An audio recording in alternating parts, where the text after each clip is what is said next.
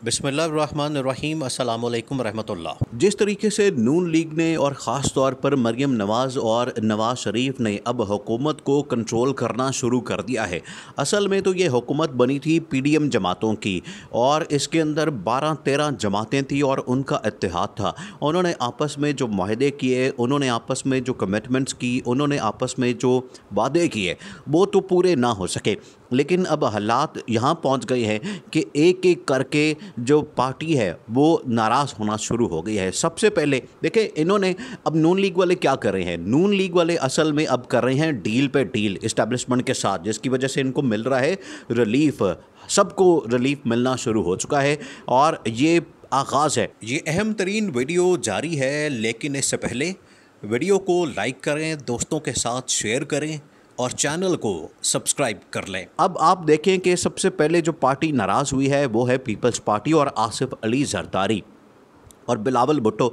ये दोनों इस टाइम शदीद तरीन नाराज़ हैं शहबाज शरीफ से। अब नाराज़गी की वजह क्या, ये आपने समझना है। देखिए, सियासी तौर पर ये हुकूमत क्यों तनहा हो गई है और किस तरह से ये बिल्कुल आइसोलेशन में चली गई है और अब इस हुकूमत का जाना ठहर गया है। उसकी वजह यह है कि अब जो इत्तेहादी जमातें हैं उन्होंने बाहर निकलना ही निकलना है। सबसे पहले जो पीपल्स पार्टी आसिफ जरदारी और बिलावल भुट्टो, देखें जो अहम तरीन पाकिस्तान की अपॉइंटमेंट है आर्मी चीफ की तैनाती, उसके ऊपर डिस्कशन के हवाले से इन्होंने ना ऑन बोर्ड लिया पीपल्स पार्टी को, आसिफ जरदारी को, बिलावल भुट्टो को, ना ऑन बोर्ड लिया इन्होंने मौलाना फजलुर रहमान को, ना ऑन बोर्ड लिया इन्होंने एमक्यूएम को और ना ही एएनपी और ना किसी और पार्टी को जो बाप पार्टी है। और बलूचिस्तान से इतनी पार्टीज़ हैं, किसी को ऑन बोर्ड नहीं लिया।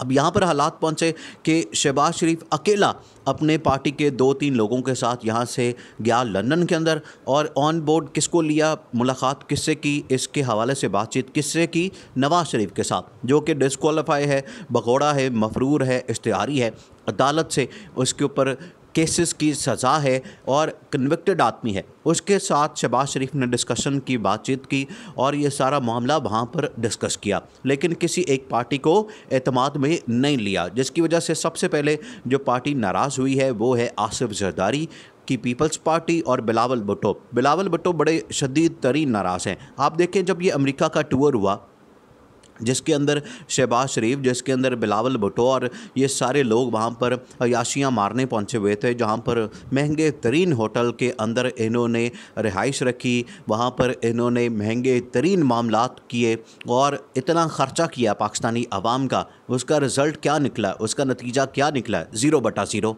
अब कोई उसका रिज़ल्ट, कोई उससे महंगाई कम हो गई है, उससे आवाम को रिलीफ मिल गया है, उससे जो सैलाब के लोग मर गए हैं उनको रिलीफ मिल गया, उनको पैसा मिल गया। क्या हुआ है? कुछ भी नहीं हुआ। 0/0। ये इतना लंबा चौड़ा टूर करके आए हैं। अब उस टूर के दौरान असल में जो बिलावल भुट्टो थे वो बड़ा दूर दूर नज़र आए शहबाज शरीफ से। शहबाज शरीफ अपना 3-4 पार्टी के लोगों के साथ घूमते रहे और बिलावल भुट्टो अपना पार्टी के साथ घूमते रहे। ये साफ ज़ाहिर करता है कि इनके दरमियान मसाइल पैदा हो चुके हैं, जिसकी वजह से आसिफ जरदारी ने, उसके बाद जब ये डिस्कशन होती रही तो उसमें पीपल्स पार्टी, बिलावल भुट्टो या कोई आदमी शामिल ही नहीं होता था। अब आसिफ जरदारी को ये मसला है कि मैं इस सारे मामले से दूर हट जाऊं और मैं अपनी एक अलहदा से डील बनाऊं। जिस तरह से नून लीग अलहदा से एक डील बना रही है, मैं बिल्कुल उसी तरह से एक अलहदा से अपनी एक डील बनाऊं ताकि मैं अपने मामलात बेहतर कर सकूं। अब आसिफ जरदारी इस मामले में बड़ा क्लियर हो गए हैं। अब दूसरी पार्टी जो इस टाइम नाराज़ है, देखिए सबसे पहले तो पीपल्स पार्टी निकलेगी, ये आप समझ लें, ये आप लिख लें कि सबसे पहले जो पार्टी निकलेगी वो पीपल्स पार्टी होगी और उन्होंने इत्तेहाद तोड़ के जाना है बाहर और इस हुकूमत का खात्मा होना है। दूसरी जो पार्टी निकलेगी वो है एमक्यूएम। असल में जो सारी पार्टीज़ हैं इन्होंने बैकडोर चैनल भी राब्ते शुरू कर दिए हैं पीटीआई के साथ और पीटीआई ने एक कमेटी भी बनाई हुई है। कमेटी बना के ये जो सारी चीज़ें हैं उसको कर रहे हैं डिस्कस, उसको कर रहे हैं कॉन्टैक्ट्स और इन्होंने इत्तेहादी जमातों के साथ राब्ते शुरू कर दिए हैं। मामलात इनके तय होना शुरू हो गए हैं। एक एक करके ये सारे मामलात आगे बढ़ेंगे और ये पहला स्टेप है। कमेटी बनाने के बाद जो कॉन्टैक्ट्स हैं वो इस्टेब्लिश हुए हैं। अब एमक्यूएम के साथ देखें इन्होंने क्या माहदे किए, क्या वादे किए, क्या कमिटमेंट्स की कि आपको सिंध का गवर्नरशिप मिलेगा, आपको सिंध का गवर्नर मिलेगा, फिर आपको जो सिंध हुकूमत है उसके अंदर शेयर मिलेगा, आपको जो कराची शहर है वो सारा का सारा आपके हैंड ओवर किया जाएगा, आपको इलेक्शन के अंदर वहाँ पर सीट एडजस्टमेंट होगी, आपको वहाँ पर हर किस्म की सपोर्ट होगी। जबकि इसके बिल्कुल उलट हुआ। ना वजारतें कोई अच्छी मिली, ना सिंध की गवर्नरशिप मिली, ना सिंध हुकूमत के अंदर शेयर मिला, ना इनको वहाँ पर कराची मिला, कराची की मेयरशिप मिली, कुछ भी नहीं मिला, जिसकी वजह से अब MKM शदीद तरीन नाराज़ है।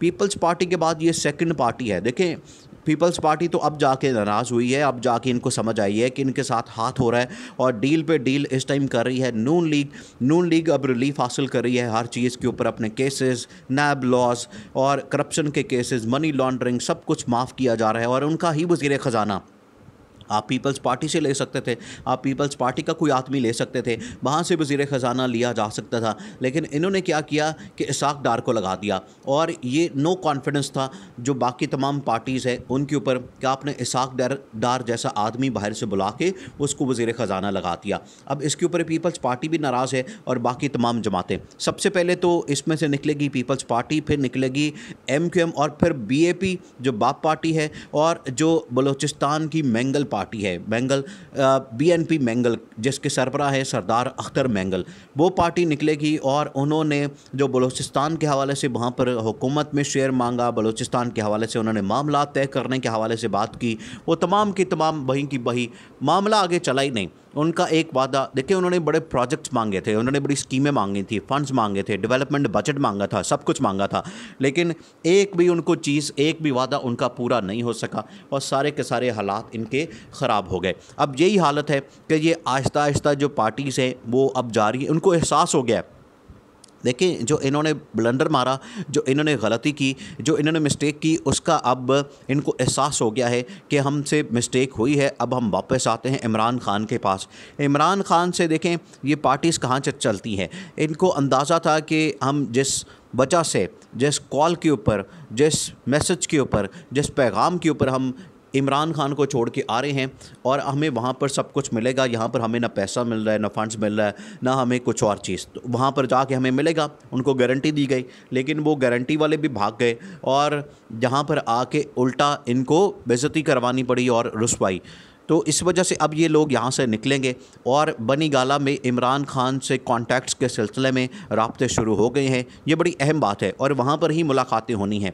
देखिए, इससे पहले जो PTI के अंदर से लोग निकले हैं वो भी वापस आ रहे हैं, क्योंकि अब PTI का जो टिकट है वो बड़ा तगड़ा हो गया, वो बिक रहा है। इमरान ख़ान इस टाइम बड़ा पॉपुलर आदमी है, वो पाकिस्तान के अंदर सबसे मकबूल आदमी है, मकबूल लीडर बन चुका है पॉपुलैरिटी के लिहाज से, इस वजह से उसका टिकट बिक रहा है। अब हर पार्टी और हर कैंडिडेट, हर जो पॉलिटिशियन है, MNA और MP, अगले इलेक्शन के लिए वो जाना चाहता है इमरान ख़ान के पास। वहाँ पर अगर पार्टी टिकट नहीं मिलती तो कम से कम पार्टी के साथ सीट एडजस्टमेंट करना चाहता है, ताकि वहाँ पर अपनी पार्टी के ऊपर ही सीट को निकाल सके। ये बड़ा इंपॉर्टेंट मामला है। इसी वजह से अब हुकूमत जानी है, इमरान ख़ान के साथ वापस आएंगे इत्तेहादी, और इमरान ख़ान अब आएंगे असल में 2/3 मेजॉरिटी के साथ। एक तो वैसे ही वो इस टाइम पॉपुलैरिटी आसमान पे है, 2/3 मेजॉरिटी ले लेंगे, और अगर उनके साथ ये इत्तेहादी में मिल जाते हैं तो इतनी पावरफुल हुकूमत इमरान ख़ान बना के ये जो शरीफ ख़ानदान है और जरदारी ख़ानदान है, सियासी तौर पर इनका ख़ात्मा कर देंगे।